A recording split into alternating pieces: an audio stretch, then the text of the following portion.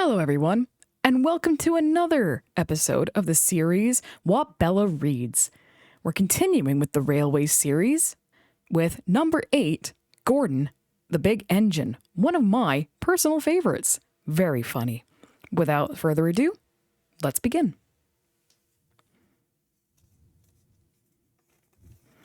Dear Ian, you asked for a book about Gordon. Here it is. Gordon has been naughty, and the Fat Controller was stern with him. Gordon has now learned his lesson and is a really useful engine again. The author. Off the rails. Gordon was resting in the siding. Peep, peep, peep, peep. Hello, fat face, whistled Henry. What cheek, spluttered Gordon. That Henry is too big for his wheels. Fancy speaking to me like that. Me, he went on, letting off steam. Me, who has never had an accident. Aren't jam whistles and burst safety valves accidents? Asked Percy innocently. No, indeed, said Gordon huffily. High spirits might happen to any engine, but to come off the rails, well, I ask you, is it right? Is it decent? A few days later, it was Henry's turn to take the express. Gordon watched him getting ready. Careful, Henry, he said. You're not pulling the flying kipper now. Mind you keep on the rails today. Henry snorted away. Gordon yawned and went to sleep. But he didn't sleep long. Wake up, Gordon, said his driver. A special train's coming, and we're to pull it. Gordon opened his eyes. Is it coaches or trucks? Trucks, said his driver. Trucks, said Gordon crossly. They lit Gordon's fire and oiled him ready for the run. The fire was sulky and wouldn't burn, but they couldn't wait, so Edward pushed him to the turntable to get him facing the right way. I won't go, grumbled Gordon. Oh, don't be silly, puffed Edward. Gordon tried hard, but he couldn't stop himself from being moved. At last, he was on the turntable. Edward was uncoupled and backed away, and Gordon's driver and fireman jumped down to turn him around. The movement had shaken Gordon's fire. It was now burning nicely and making steam. Gordon was cross and didn't care what he did. He waited till the table was halfway round. I'll show them, he hissed and moved slowly forward. He only meant to go a little way, just far enough to jam the table and stop it turning, as he had done once before. But he couldn't stop himself, and slithering down the embankment, he settled into a ditch. Ooh, she hissed as his wheels churned the mud. Get me out! Get me out! Oh, not a hope, said his driver and fireman. You're stuck, you silly great engine. Don't you understand that? They telephoned the Fat Controller. So Gordon didn't want to take the special and ran into a ditch. He answered from his office. What's that you say? The special's waiting. I'll tell Edward to take it, please. And Gordon? Oh, leave him where he is. We haven't time to bother with him now. A family of toads croaked crossly at Gordon as he lay in the mud. On the other side of the ditch, some little boys were chattering. Coo, don't you look silly. I'll never get him out. They began to sing. Silly old Gordon fell in a ditch, fell in a ditch, fell in a ditch. Silly old Gordon fell in a ditch all on a Monday morning. The school bell rang, and, still singing, they chased down the road. Pshaw, said Gordon, and blew away 3 tadpoles and an inquisitive newt. Gordon lay in the ditch all day. Oh dear, he thought, I shall never get out. But that evening they brought floodlights. Then, with powerful jacks, they lifted Gordon and made a road of sleepers under his wheels to keep him from the mud. Strong wire ropes were fastened to his back, and James and Henry, pulling hard, at last managed to bring him to the rails. Late that night, Gordon crawled home, a sadder and wiser engine.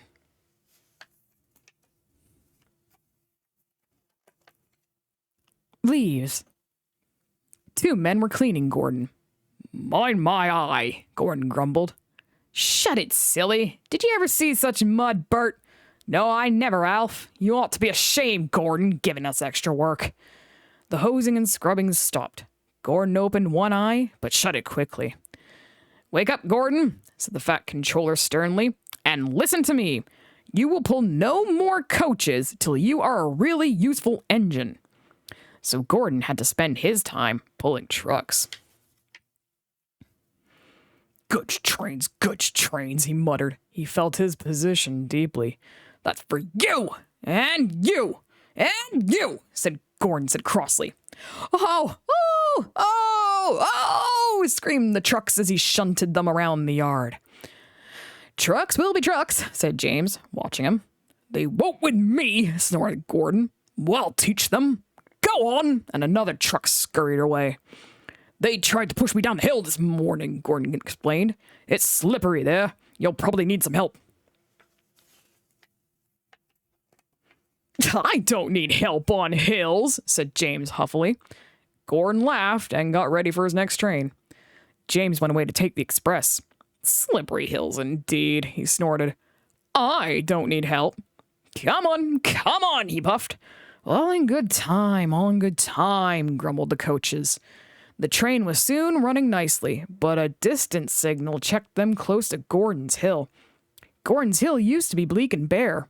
Strong winds from the sea made it hard to climb. Trees were planted to give shelter, and in summer the trains run through a leafy avenue. Now autumn had come, and dead leaves fell. The wind usually puffed them away, but today rain made them heavy, and they did not move. The home signal showed clear, and James began to go faster. He started to climb the hill. I'll do it, he puffed confidently. Halfway up, he was not so sure. I must do it, he panted desperately. But try as he would, his wheels slipped on the leaves, and he couldn't pull the train at all. What's the matter? He gasped. Oh, steady, old boy, steady, soothed his driver.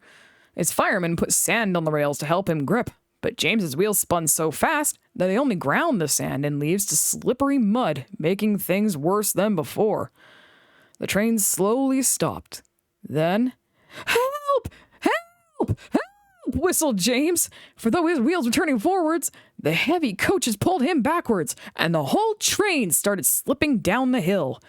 His driver shut off steam, carefully put on the brakes, and skillfully stopped the train.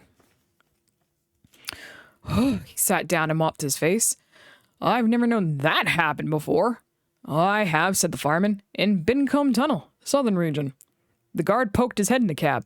Now what? He asked. Back to the station, said the fireman, taking charge, and send for a banker. So the guard warned the signalman, and they brought the train safely down. But Gordon, who had followed with the goods train, saw what had happened. Gordon left his trucks and crossed over to James. I thought you could climb hills, he chuckled. James didn't answer. He had no steam. Ah, well, we live and learn, said Gordon. We live and learn. Never mind, little James, he went on kindly. I'm going to push behind. Whistle when you're ready. James waited till he had plenty of steam. Then, peep, peep, he called. Boop, boop, boop. Pull hard, puffed Gordon. We'll do it, puffed James. Pull hard, we'll do it, the engines puffed together. Clouds of smoke and steam towered from the snorting engines as they struggled up the hill. We can do it, puffed James. We will do it, puffed Gordon. The greasy rails sometimes made Gordon's wheels slip, but he never gave up, and presently they reached the top. We've done it, they puffed. Gordon stopped. Boop, boop, he whistled. Goodbye. Peep, peep, peep, peep. Thank you, goodbye, answered James. Gordon watched the coaches wistfully till they were out of sight. Then slowly he trundled back to his waiting trucks. Down the mine. One day, Thomas was at the junction when Gordon shuffled in with some trucks. Whew, remarked Thomas. What a funny smell. Can you smell a smell? I can't smell a smell, said Annie and Clarabelle. A funny, musty sort of smell, said Thomas. No one noticed it till you did, grunted Gordon. It must be yours. Annie, Clarabelle, do you know what I think it is? Whispered Thomas loudly. It's ditch water. Gordon snorted, but before he could answer, Thomas puffed quickly away. Annie and Clarabelle could hardly believe their ears. Oh, he's dreadfully rude. I feel quite ashamed. He's dreadfully rude, they twittered to each other. You mustn't be rude. You make us ashamed, they kept telling Thomas. But Thomas didn't care a bit. That was funny, he chuckled. He felt very pleased with himself. Annie and Clarabelle were deeply shocked. They had a great respect for Gordon the Big Engine. Thomas left the coaches at a station and went to a mine for some trucks. Long ago, miners, digging for lead, had made tunnels under the ground. Though strong enough to hold up trucks, their roofs could not bear the weight of engines. A large notice said, "Danger! Engines must not pass this board." Thomas had oft been warned, but he didn't care. Silly old board, he thought. He'd often tried to pass it, but had never succeeded. This morning he laughed as he puffed along. He had made a plan. He had to push empty trucks into one siding and pull out full ones from another. His driver stopped him, and the fireman went to turn the points. "Come on," waved the fireman, and they started. The driver leaned out of the cab to see where they were going. "Now," said Thomas to himself, and, bumping the trucks fiercely, he jerked his driver off the footplate. "Hurrah!" laughed Thomas, and he followed the trucks into the siding. "Stupid old board," said Thomas. As he passed it, There's no danger. His driver, unhurt, jumped up. "Look out!" he shouted. The fireman clambered into the cab. Thomas squealed crossly as his brakes were applied. "It's quite safe," he hissed. "Come back!" yelled the driver. But before they could move, there was a rumbling and the rails quivered. The fireman jumped clear. As he did, so the ballast slipped away, and the rails sagged and broke. "Oh, fire and smoke," said Thomas. "I'm sunk." And he was. Thomas could just see out of the hole, but he couldn't move. "Oh dear," he said. "I am a silly engine." "And a very naughty one, too," said a voice behind him. "I saw you." "Oh, please get me out. I won't be naughty again." "I'm not so sure," replied the fat controller. "We can't lift you out with a crane. The ground's not firm enough." Let me see. I wonder if Gordon could pull you out." "Oh, yes, sir," said Thomas nervously. He didn't want to meet Gordon just yet. "Down the mine, is he?" "Ho, ho, ho," laughed Gordon. What a joke, he chortled, puffing to the rescue. "Boop, boop, little Thomas," he whistled. "We'll have you out in a couple of puffs." Strong cables were fastened between the two engines. "Boop, boop, boop. Are you ready?" "Heave!" called the fat controller. But they didn't pull Thomas out in two puffs. Gordon was panting hard and nearly purple before he had dragged Thomas out of the hole and safely past the board. "I'm sorry I was cheeky," said Thomas. "Well, that's all right, Thomas. You've made me laugh. I like that. I'm in disgrace," Gordon went on pathetically. "Oh, I feel very low." "I'm in disgrace, too," said Thomas. "Why, so you are, Thomas. We're both in disgrace. Shall we form an alliance?" An ally, what was it?" "An alliance, Thomas. United we stand, together we fall," said Gordon grandly. "You help me, and I help you. How about it?" "Right you are," said Thomas. "Good, that's settled," rumbled Gordon. And buffer to buffer, the allies puffed home. Paint pots and queens. The stations on the line were being painted. The engines were surprised. "The Queen is coming," said the painters. The engines in their shed were excited and wondered who would pull the royal train. "Oh, I'm too old to pull important trains," said Edward sadly. "Oh, I'm in disgrace," Gordon said gloomily. "The fat controller would never choose me." "He'll choose me, of course," boasted James the Red Engine. "You!" Henry snorted. "You can't climb hills. He will ask me to pull it, and I'll have a new coat of paint. You wait and see." The days passed.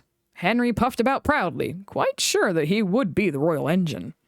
One day when it rained, his driver and fireman stretched a tarpaulin from the cab to the tender to keep themselves dry. Henry puffed into the big station. A painter was climbing a ladder above the line. Henry's smoke puffed upwards. It was thick and black.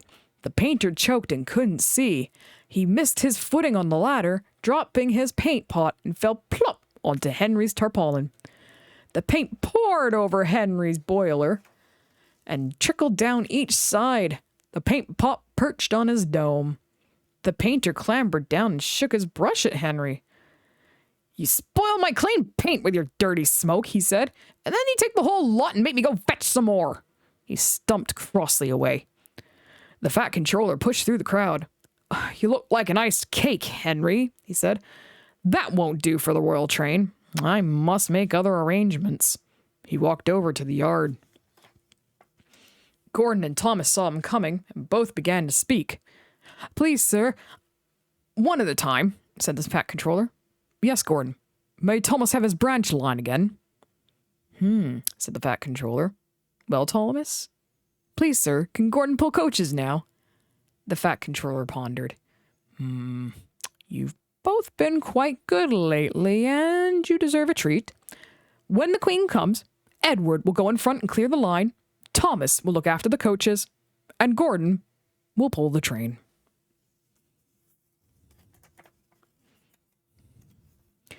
"Ooh, sir," said the engines happily. The great day came. Percy, Toby, Henry, and James worked hard bringing people to the town. Thomas sorted all their coaches in the yard. "Peep, peep, peep, they're coming!" Edward steamed in, looking smart with flags and bright paint. 2 minutes passed. 5, 7, 10. Whoop, whoop. Everyone knew that whistle, and a mighty cheer went up as the Queen's train glided into the station. Gordon was spotless, and his brass shone. Like Edward, he was decorated with flags, but on his buffer beam, he proudly carried the royal arms. The Queen was met by the fat controller, and before doing anything else, she thanked him for their splendid run. "Not at all, Your Majesty," he said. "Thank you." "We have read," said the Queen to the fat controller, "a great deal about your engines. May we see them, please?" So he led the way to where all the engines were waiting. "Peep, peep," whistled Thomas, Toby, and Percy. "They're coming!" "Shh, shh, shh," hissed Henry and James. But Toby and Percy were too excited to care. The fat controller told the Queen their names, and she talked to each engine. Then she turned to go. Percy bubbled over. "3 cheers for the Queen," he called. "Peep, peep, peep," whistled all the engines. The fat controller held his ears, but the Queen, smiling, waved to the engines till she passed the gate. Next day, the Queen spoke specially to Thomas, who fetched her coaches, and to Edward and Gordon, who took her away. And no engine ever felt prouder than Thomas and Edward and Gordon, the big engine. The end. Thank you, everyone, for listening and watching. And until the next episode, have a wonderful day. Bye-bye.